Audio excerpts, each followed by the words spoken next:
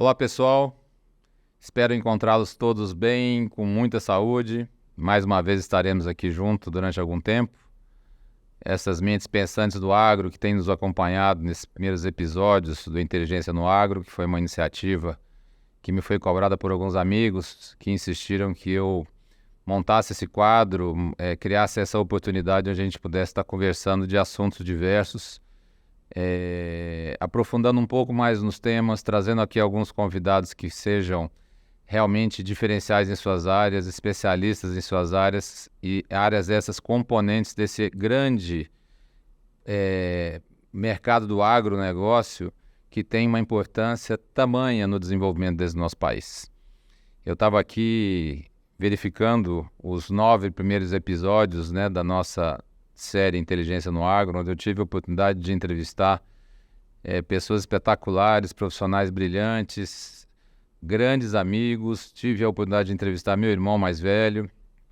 E nesse tempo, eu queria passar aqui um pouco, porque foram muitos temas abordados aqui desde o primeiro episódio que veio ao ar no dia 21 de setembro, onde eu tive a grata satisfação de receber meu irmão Marcelo Brito, que vem aí desenvolvendo um trabalho brilhante aí no agro, junto a diversas iniciativas importantíssimas para o segmento, como o desenvolvimento sustentável da Amazônia, como uma iniciativa voltada para a educação com uma grande entidade nacional e com reputação internacional, e principalmente com a defesa que historicamente ele vem fazendo. Inclusive nós aprendemos isso com o nosso pai, pela implantação de um agro dinâmico, de um agro responsável, sustentável e realmente mais distributivo.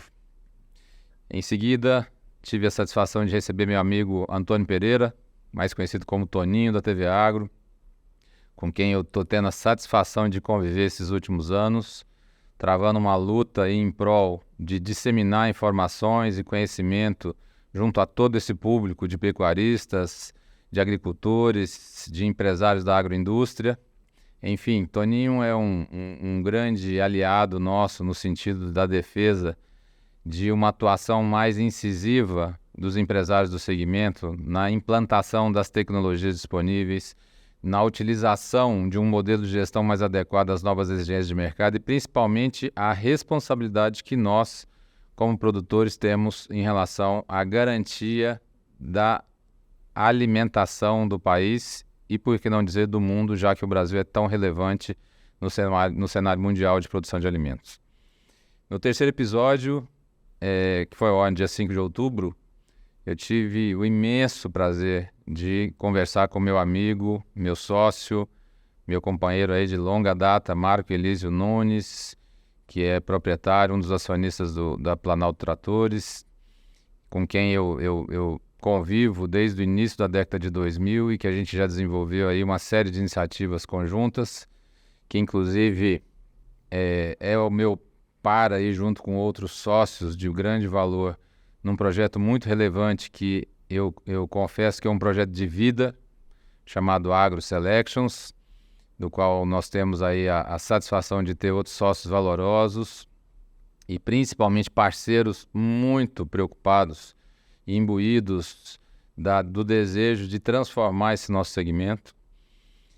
Mais do que nunca, eu acho que a junção de pessoas do bem, pessoas competentes, pessoas que os seus próprios históricos demonstrem a sua preocupação e o seu nível de comprometimento com uma causa.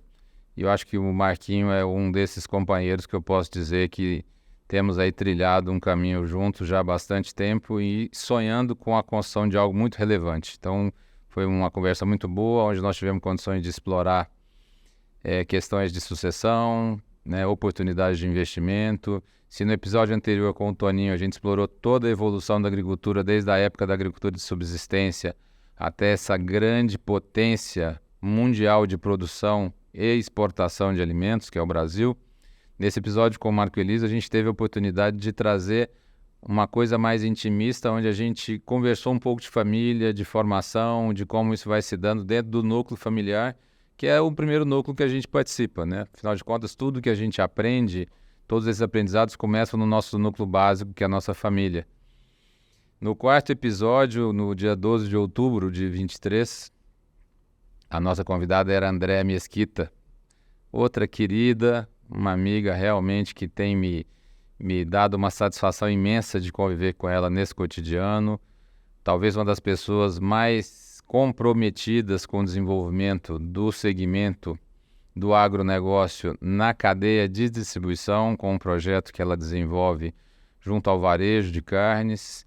Eu nunca tinha visto alguém tão comprometida com o desenvolvimento não somente empresarial, mas humano dos empresários do segmento. Tá? Um projeto espetacular chamado Casa de Carnes 4.0, com outros entregáveis muito interessantes dentro do seu portfólio, como o açougue produtivo, o açougue lucrativo, e que vem muito de encontro com esta pecuária tecnificada, intensificada que a gente prega aqui nos nossos projetos. Eu, particularmente, quando vejo a história da Andréia, né, que é alguém que vem, ao contrário da maioria, como eu, como o Marco Elísio, como o Toninho, que vieram de famílias que tinham alguma atuação junto à atividade agropecuária. Isso não ocorreu no caso da Andréia, né? E mesmo assim ela acabou se transformando numa forte aliada desse segmento, uma apaixonada pelo segmento e que faz uma defesa muito legal, que é por um país com mais açougues e menos farmácias, né? E nada contra as farmácias que nos atendem em toda a nossa demanda de medicamentos, mas quando ela fala isso é importante a gente se ater a como nós estamos nos alimentando, né? Como nós estamos realmente garantindo a saúde das nossas populações, começando com a garantia da segurança alimentar.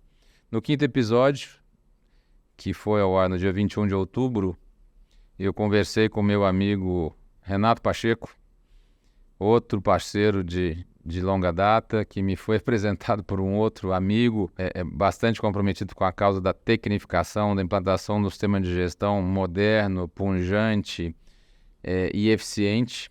Pacheco, ele sempre que eu converso com ele me impressiona muito com alguns insights que ele me traz. E ultimamente a gente tem feito algumas rodadas de reunião e algumas visitas que têm me surpreendido.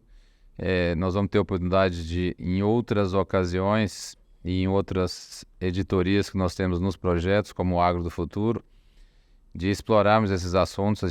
Eu visitei algumas fazendas com o Pacheco que me impressionei com os resultados produtivos dessas fazendas, né, onde em áreas de 500 hectares, que é uma área foco nossa, para quem não sabe, o estado de Goiás tem mais de 41 mil propriedades com um limite máximo de área de 500 hectares. E eu particularmente acredito muito no desenvolvimento de uma nova vocação com atividades integradas para essas propriedades, onde a gente faça ao mesmo tempo a atração da população para uma espécie de êxodo urbano e onde a gente possa criar uma nova fase de desenvolvimento do agronegócio, né, da região agrícola, né, das regiões rurais do país. Mas o Pacheco teve a condição de me mostrar alguns projetos, onde em um específico, em 500 hectares, já se giram mais de 3 mil animais hoje, anualmente, mas com capacidade de se produzir 7 mil animais anualmente. Ou seja, isso é uma otimização diária que vem de encontro com algo que era um sonho meu antigo, mas que hoje na realidade, um dos projetos que eu me dedico muito, que é a otimização de áreas aqui no Brasil.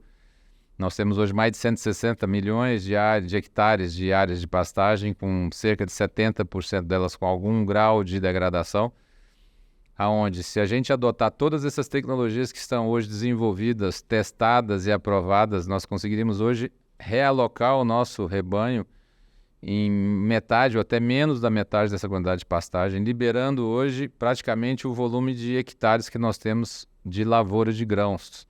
Ou seja, nós teríamos condições hoje de dobrar a nossa produção de grãos, dobrar a nossa área plantada, fazendo a otimização da pecuária via a sua intensificação através da tecnificação. E o Pacheco me deu uma aula nisso. Aliás, é um dos profissionais que eu atesto como um dos mais competentes nessa área. Como vocês podem ver, esses assuntos são complementares, né? Porque a Andréia trabalha no destino dessa carne, onde fazendas tecnificadas produzindo uma carne de maior qualidade e animais mais eficientes, mais produtivos, possam fornecer um produto de maior qualidade para os açougues, que são os responsáveis por desmontar esse boi em conjunto com os frigoríficos e disponibilizar isso para o consumidor final.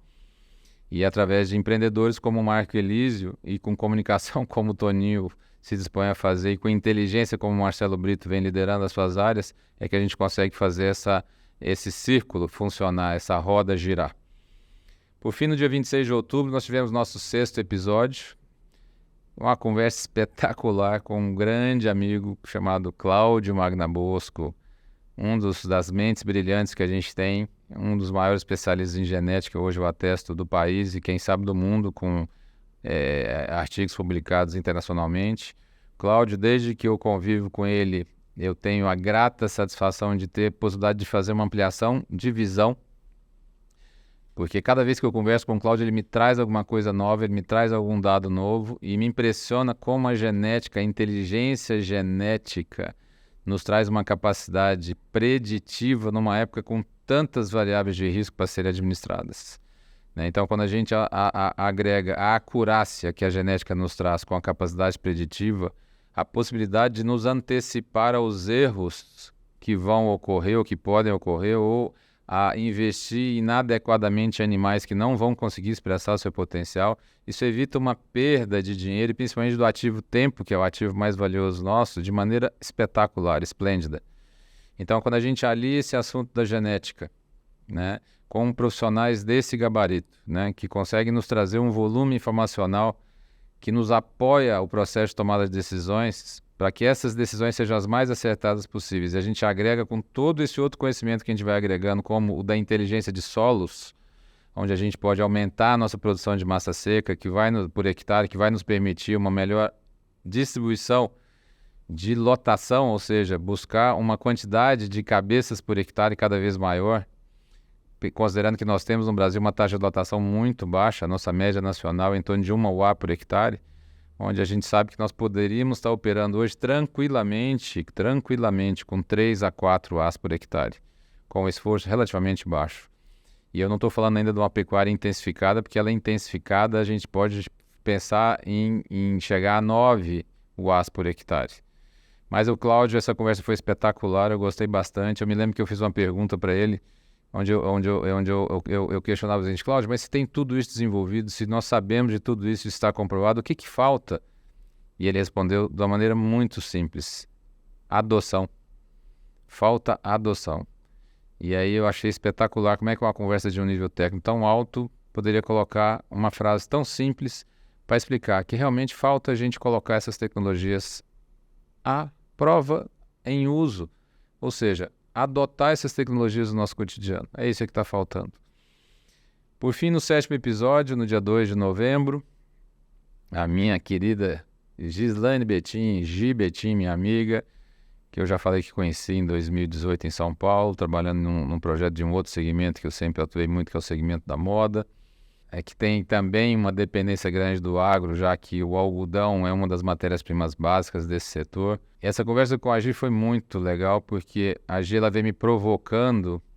Eu estou com 54 anos, comecei a trabalhar muito cedo, como eu já relatei para vocês, mas eu confesso que as coisas têm acontecido de maneira tão rápida, de uma maneira tão ágil, de uma maneira tão intensa, que eu tenho tido, às vezes, dificuldade em me posicionar, em qual a melhor maneira de eu lidar, principalmente com as diferenças entre as gerações, A Gi, ela sempre me provoca nesse sentido. A conversa foi muito, vamos dizer assim, ampliadora de visão. Inclusive, eu venho adotando uma série de coisas que ela me sugeriu.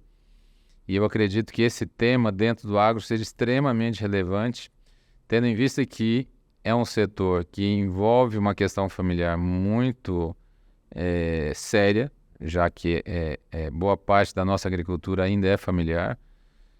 E isso não é um demérito, pelo contrário, mas sempre existiu um choque entre gerações, mas agora talvez com mais intensidade. Por quê? Porque pela primeira vez na história, as gerações mais recentes são gerações que tiveram condições de um preparo técnico diferente das gerações anteriores, que vieram de uma época de muita prática, de muita mão na massa ali, com pouco acesso a questões, ao conhecimento técnico, à tecnologia.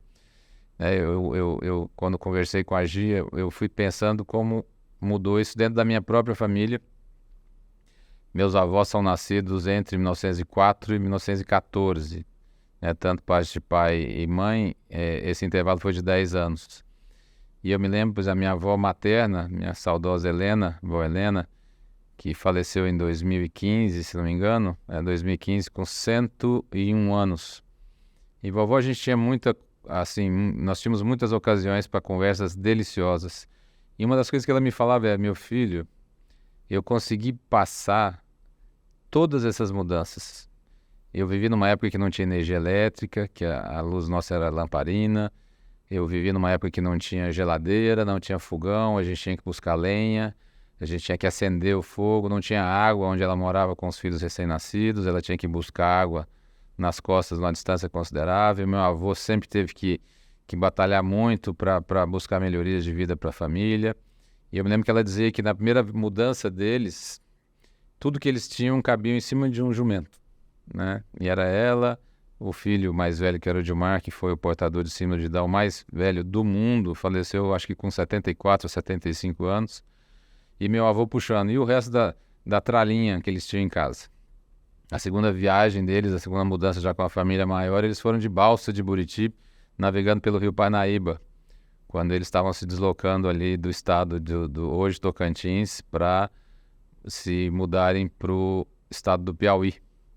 E a terceira mudança, enfim, para o Centro-Oeste, para Anápolis, onde eu nasci, vieram de avião, né? Meu avô fretou um avião para estar deslocando as coisas, né? Olha que beleza. E a gente vê como o desenvolvimento de uma família acontece em paralelo ao desenvolvimento de um país e de um segmento. Meu avô, para quem não sabe, eu acredito que até algumas pessoas da família não saibam, o primeiro negócio dele por volta de 1900, meu avô é de 1910, então por volta de 1928, o primeiro negócio dele foi um açougue, né? Então veja bem que eu agora, o seu neto, depois de tantas décadas, estou aqui trabalhando e uma das minhas missões é fazer um produto de mais qualidade chegar até os açougues para que o consumidor final possa usufruir desse benefício de uma carne de mais qualidade, com mais saúde. Mas enfim, essa discussão com a Gi foi muito legal porque eu pude entender que essas mudanças mais recentes, ao invés da gente refutar, nós temos que nos adaptar a elas e não só querer que as gerações mais novas se adaptem. Porque aí sim a gente consiga criar uma fluidez entre essas gerações e poder fazer com que elas juntas trabalhem em prol do desenvolvimento coletivo. No episódio 8, que foi ao ar dia 9 de novembro, eu tive aqui comigo meu amigo e sócio André Ferro. O André é um dos grandes especialistas na área de gestão agropecuária, com muito conhecimento na área de pecuária. É um profissional que, apesar de novo, né, eu digo novo porque o André é bem mais novo que eu, ele está aí na faixa dos seus 30 e poucos anos, mas ele já acumula uma experiência espetacular. E por ser um cara muito criterioso, muito dedicado a resultado, ele não para de estudar, ele não para de buscar melhorias.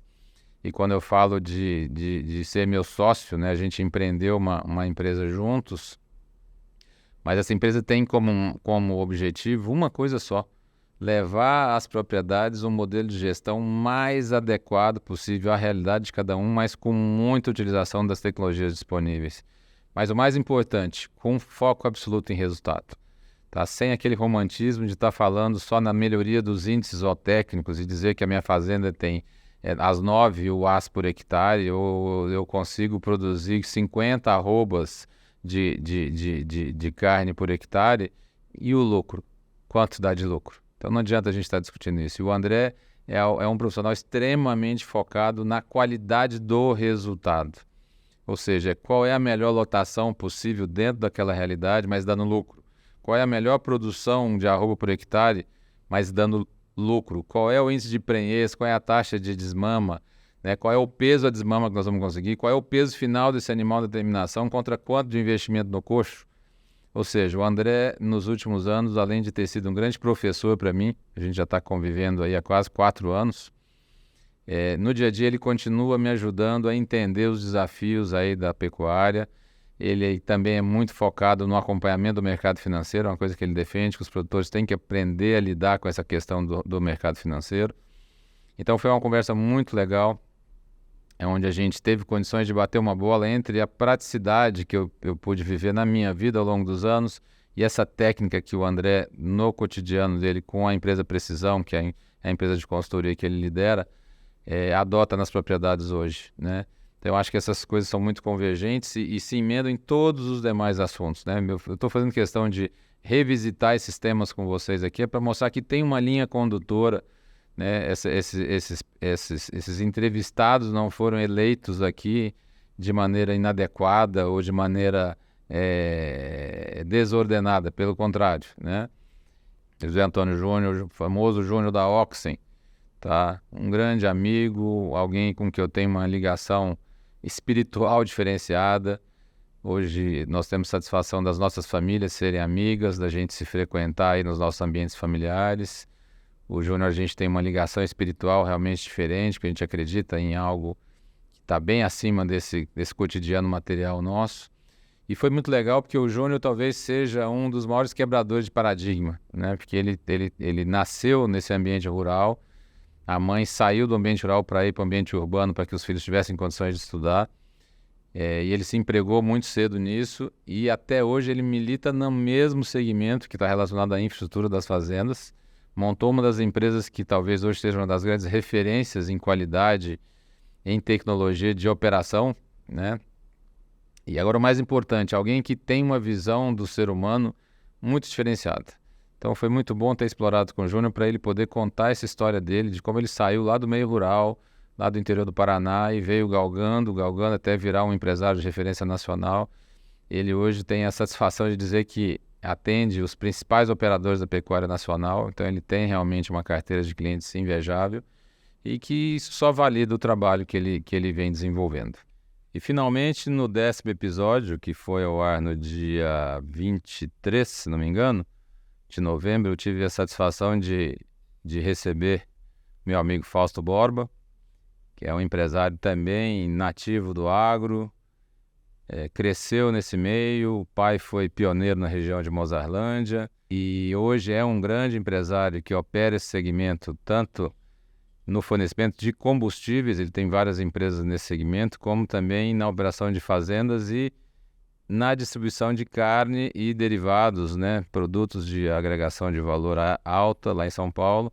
Enfim, alguém que nasceu de uma região que hoje eu considero muito estratégica, que é o Vale do Araguaia, tem propriedades nessa região, tem empreendimentos nessa região, no setor de combustíveis e distribuição, opera também no segmento de insumos, e é muito bom ver que esse setor, ele cria oportunidade para muitas frentes de trabalho, e ele realmente devolve o esforço que a gente nele empreende, né? Que quando a gente empreende a nossa capacidade, o nosso tempo, o nosso dinheiro, o nosso relacionamento nesse segmento e junta com a questão da capacidade de relacionamento, da nossa capacidade de geração de trabalho, os resultados vêm. E eu acho que é isso aí que coloca o agro como essa potência que vem sustentando o Brasil, que vem sendo um enorme gerador de empregos e que coloca o nosso país em posição de absoluto destaque, com condição de realmente figurar como uma grande potência mundial no fornecimento tanto de alimentos quanto de energia.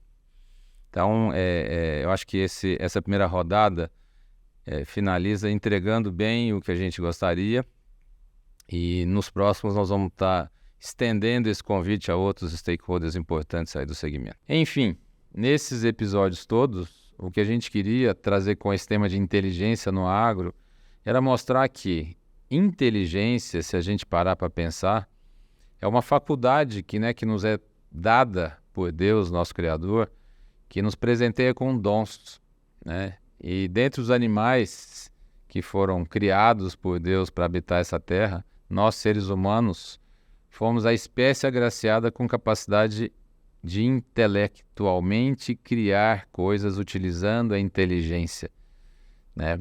Por que eu falo intelectualmente? Porque existem outros animais também, outros seres que são dotados de inteligência também, mas não necessariamente de intelectualidade, que é uma coisa diferente. Então, nós, seres humanos, temos toda a questão instintiva que os demais seres criados têm, mas nós temos a capacidade cognitiva, a capacidade intelectual de utilizar essa inteligência que Deus nos deu para co-criar esse mundo.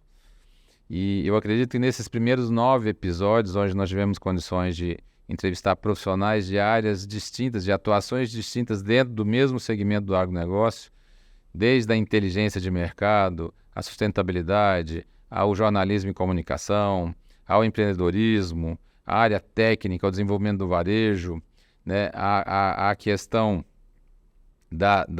do modelo de gestão, ou seja, nós tivemos condições de, ao longo do tempo, ou seja, entre setembro e novembro, aqui eu estou calculando, acho que deu 3 meses, 2 meses de programa, 2 meses e alguma coisa, tivemos condições de dar uma pequena amostra para vocês do que a gente quer transformar esse nosso espaço. Então, hoje eu estou aqui gravando sozinho para fazer essa reavaliação. Vou querer gravar mais um episódio ainda só antes de começar a segunda jornada dos convidados.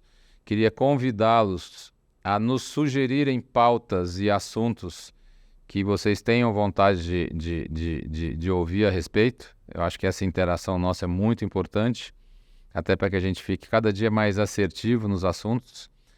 Mas eu não queria aqui deixar de fazer uma validação inicial, né? Como a maioria de vocês sabe, eu não sou um apresentador profissional, pelo contrário, eu até sempre tive muita resistência a essa questão da atuação no digital aí, mas a pedido aí de amigos e por sugestão de pessoas que convivem comigo, que eu deveria dividir um pouco disso que eu aprendi, do que eu recebi como presente de Deus também, eu resolvi criar essa oportunidade.